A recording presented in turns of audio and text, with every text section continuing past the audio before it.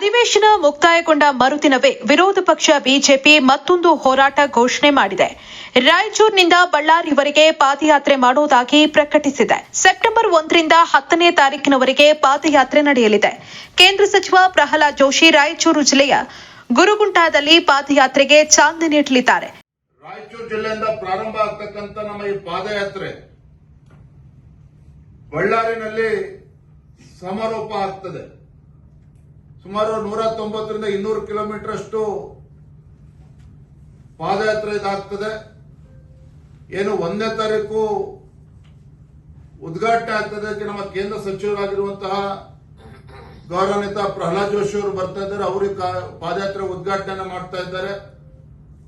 ಸಮಾರೋಪಕ್ಕೆ ಕೇಂದ್ರ ಸಚಿವರುಗಳು ಕೂಡ ಬರ್ತಾರೆ. ಅದೇ ರೀತಿ ನಿನ್ನೆ ದಿನ ನಾನು ವಿಪಕ್ಷ ನಾಯಕರು ಮಾನ್ಯ ಎಚ್ ಡಿ ಕುಮಾರಸ್ವಾಮಿ ಅವರು ಕೂಡ ಮಾತನಾಡಿದ್ದೇವೆ. ಅವರು ಕೂಡ ಸಮಾರೋಪಕ್ಕೆ ನಾವು ಬರ್ತೇನೆ ಅಂತೇಳಿ ಅವರು ಕೂಡ ಭರವಸೆ ನೀಡಿದ್ದಾರೆ.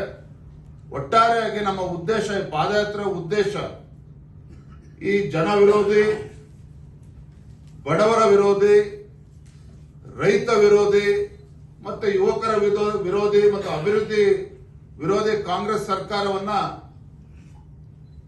ಇವರ ಬಣ್ಣವನ್ನ ಬಯಲಿಗೆ ಎಳಿಬೇಕು. ರಾಜ್ಯದ ಜನರಲ್ಲಿ ಜಾಗೃತಿಯನ್ನು ಮೂಡಿಸಬೇಕು.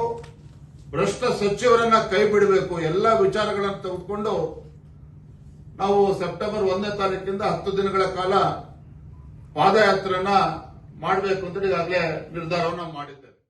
ಘೋಷಿತ ಬಿಜೆಪಿ ಪಾದಯಾತ್ರೆ 8 ವಿಧಾನಸಭಾ ಕ್ಷೇತ್ರಗಳಲ್ಲಿ ಹಾದು ಹೋಗಲಿದೆ.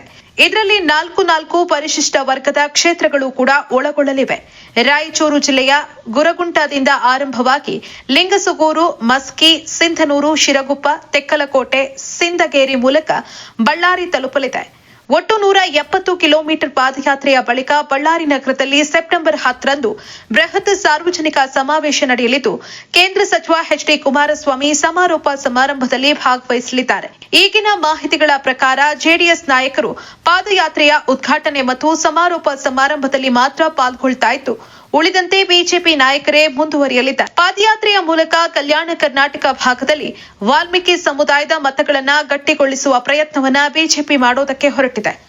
ರಾಜ್ಯ ಬಿಜೆಪಿ ನೇತೃತ್ವದಲ್ಲಿ ಪಾದಯಾತ್ರೆ ನಡೀತಾ ಇದ್ರೂ ವಾಸ್ತವವಾಗಿ ಇದು ಮಾಜಿ ಸಚಿವ ಬಿ ಶ್ರೀರಾಮುಲು ಅವರ ಪ್ರತಿಷ್ಠೆಯಾಗಿ ಪರಿಗಣಿಸಲ್ಪಟ್ಟಿದೆ. ಆರಂಭದಲ್ಲಿ ರಾಯಚೂರು ಜಿಲ್ಲೆಯ ದೇವದುರ್ಗದಿಂದ ನಿಗದಿಯಾದಾಗ ಪಕ್ಷದಲ್ಲೇ ವಿರೋಧ ವ್ಯಕ್ತವಾಗಿತ್ತು. ಆಗ ದೆಹಲಿಗೆ ಹೋಗಿ ಬಹುತೇಕ ರದ್ದಾಗಿದ್ದಂತಹ ಪಾದಯಾತ್ರೆಯನ್ನ ಮತ್ತೆ ನಡೆಯುವಂತೆ ಮಾಡುವಲ್ಲಿ ಶ್ರೀರಾಮುಲು ಯಶಸ್ವಿಯಾಗಿದ್ದಾರೆ.